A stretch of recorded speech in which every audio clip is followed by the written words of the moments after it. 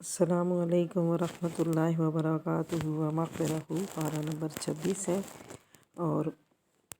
سورہ الفتح آیت نمبر 11 شروع کریں گے انشاءاللہ۔ نحمدہ و نصلی علی رسولہ الکریم، اما بعد فاعوذ باللہ من الشیطان الرجیم، بسم اللہ الرحمن الرحیم۔ رب اشرح لی صدری ویسر لی امری واحلل عقدۃ من لسانی یفقہوا قولی۔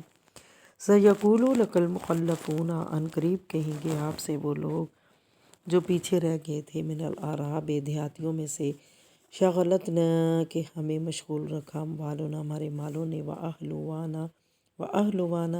اور اہل و عیال نے، فاستغفر لنا پس آپ مغفرت مانگیے ہمارے لیے، یقولون بألسنتہم اور وہ کہتے ہیں اپنی زبانوں سے،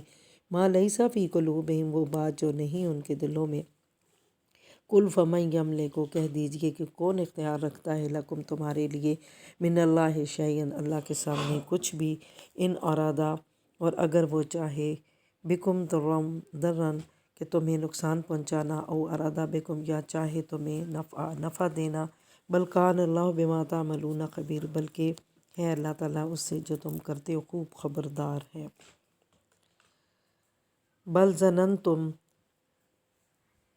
بلکہ تم نے گمان کر لیا تھا، ان ینقلب الرسول والمؤمنون الی اہلہم ابدا وزینا کہ ہرگز واپس نہ لوٹیں گے رسول اور مومن اپنے گھروں کی طرف کبھی بھی، اور اچھی معلوم ہوئی، خوشنما بنا دی گئی، ذالک یہ بات، فی قلوبکم تمہارے دلوں کو، وظننتم اور تم نے گمان کیا، ظن سوء گمان برا، وکنتم قوما بورا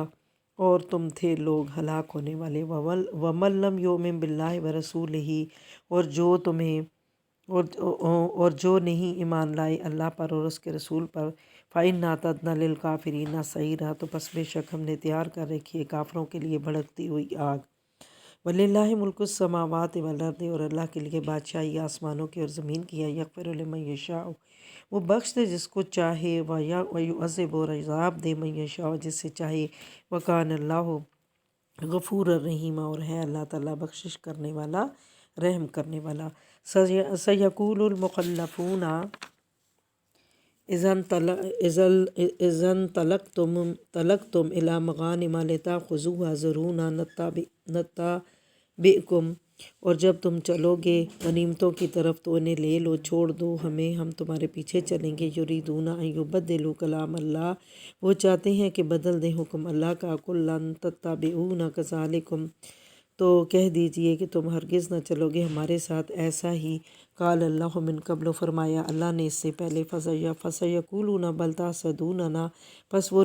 کہیں گے کہ نہیں ہے بلکہ تم حسد کرتے ہو ہم سے، بل کانوا بلکہ نہیں وہ، لا یفقہون نہیں سمجھتے، الا قلیلا مگر تھوڑا ہی، کل المخلفین من الاعراب کہہ دیجئے کہ پیچھے رہ جانے والوں میں سے جو دیہاتیوں میں سے ہے، ستدعون الی قوم اولی باس شدید کہ ان قریب تم ہلائے جاؤ گے ایک قوم کی طرف جو لڑائی میں ہے، شدید بڑے سخت میں، تقاتلونہم جن سے تم لڑتے رہو، او یسلمون یا وہ اسلام قبول کر لیں، فإن تطیعوا یؤتکم اللہ اجرا حسنا اور پس اگر تم حکم مانو گے تو دے گا تمہیں اللہ اجر نیک۔